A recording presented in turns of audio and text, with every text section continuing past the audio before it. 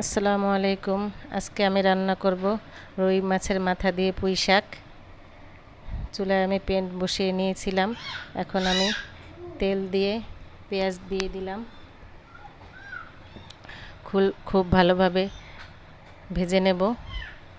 এখন আমি দিয়ে দেব আদা বাটা এবং জিরা বাটা। আদা বাটাটা একটু ভালোভাবে আমি ভেজে নেব। তারপরে আমি দিয়ে দিলাম হলুদ, মরিচ এবং ধনিয়ার গুঁড়া ও লবণ দিয়ে দিয়েছি। একটু পানি দিয়ে নিলাম। এখন আমি ভালোভাবে কষিয়ে নেব। কষানোর পরে দেখো সুন্দরভাবে তেল উঠে গেছে। এখন আমি মাছটা সুন্দর করে কষিয়ে নেব।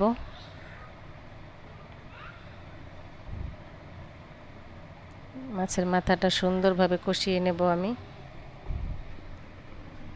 একটু পানি দিয়ে নেব, তা না হলে মাছটা কিন্তু সুন্দর করে কষানো হবে না।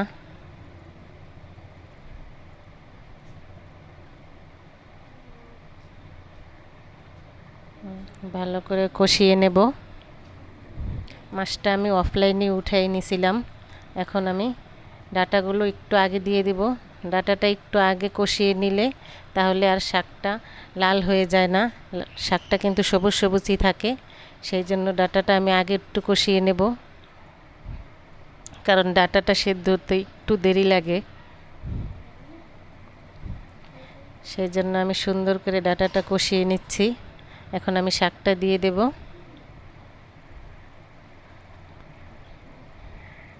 শাকটা দিয়ে সুন্দর করে নেড়ে নেব।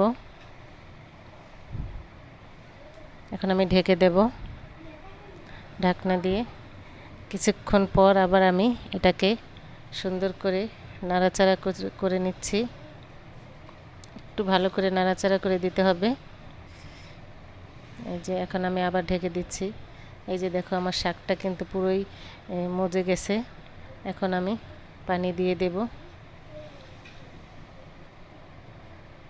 দেখো আমার শাকটা কিন্তু সবুজই আছে। এই যে এইভাবে মাছটা দিয়ে আমি এখন আর একটু পানি দিয়ে দেব এই প্লেটটা ধুয়ে। এখন আমি ঢেকে দিচ্ছিলাম। তারপর আমি কাঁচামরিচটা দিতে ভুলে গিয়েছিলাম, সেই জন্য আমি আবার কাঁচামরিচটা দিয়ে নিলাম। এই যে দেখো আমার শাকটা কিন্তু খুব সুন্দর হয়ে গেছে। এখন আমি জিরা গুঁড়ো করা ছিল সেটা আমি উপরে ছিটিয়ে দিলাম। এখন আমার তরকারিটা কিন্তু প্রায় হয়ে এসেছে। এই যে দেখো কি সুন্দর লাগছে। আল্লাহ হাফেজ।